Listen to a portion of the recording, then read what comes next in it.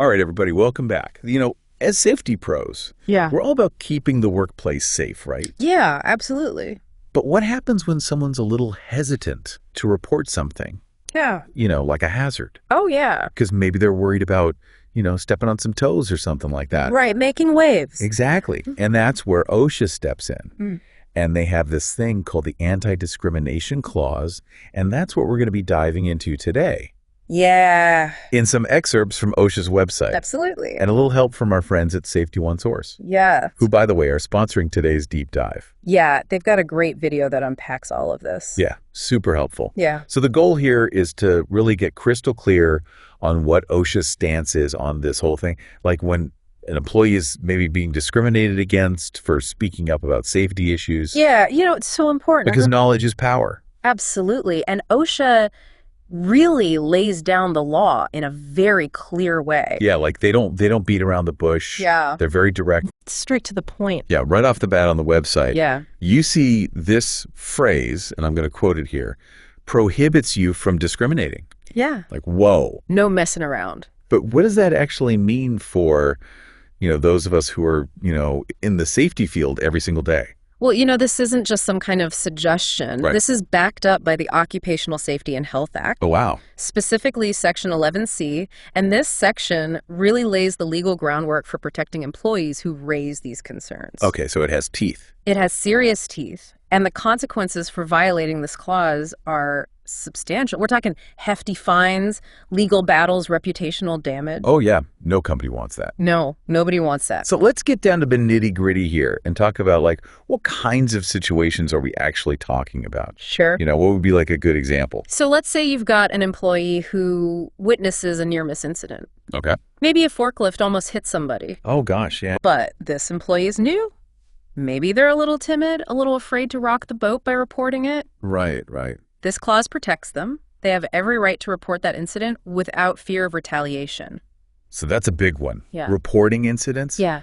What other protected activities are there? What falls under this umbrella? Oh, there's a lot. Okay. Reporting any work-related injury or illness that's protected.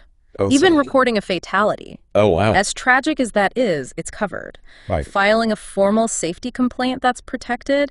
Requesting access to OSHA records like the 300 log, that tracks workplace injuries and illnesses. Right. It's all about transparency and making sure that employees have a voice. And speaking of transparency, Yeah. that's something that Safety One Source really hits on in their video, too. They highlight how important it is for companies to not just have these protections in place, Right. but to really communicate them clearly to their employees. Yes, make sure everyone's on the same page. Exactly. And they even suggest going beyond just, basic training. Okay. And really fostering a culture where people feel comfortable speaking up. Right, because it's not just about checking a box. No. It's about actually creating that environment where people feel safe. Absolutely. It's about being proactive, not reactive. Yes, and that's where all of us, Yeah.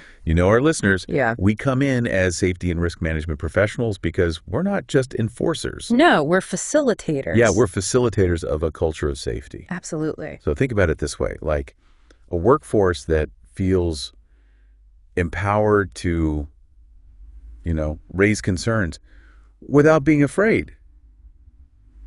That's Yeah, that's your goal. That's the dream. That's your biggest asset. Yeah. Absolutely. Okay, so wow, we've covered a lot of ground here. We have. I mean, we've got the legal backing, the Section 11C. Yeah. We've got, all these different activities that are protected, Mm-hmm. and this really big emphasis on transparency and open communication. Yeah. It's powerful stuff. Powerful stuff. It is. But here's a question for everyone listening. Okay. How does your company actually walk the walk? Ooh. Does your training program just, skim the surface of compliance? Right. Or does it really empower your employees to be active participants in safety? Okay. Does it equip them to navigate those tough situations where they might be hesitant to speak up? Those are some really great questions Yeah. to think about. Yeah. As we're all kind of going about our day-to-day. Absolutely. And, this is a good reminder that knowledge is power. Yeah, But putting that knowledge into practice is really where the magic happens. it is. So big thanks to Safety One Source for sponsoring this deep dive and, just continually providing such great resources for Yeah. all of the safety nerds out there. For sure. So keep those brains engaged and as always, Absolutely. stay safe out there. Be safe. And we'll see you next time. See you later. Bye.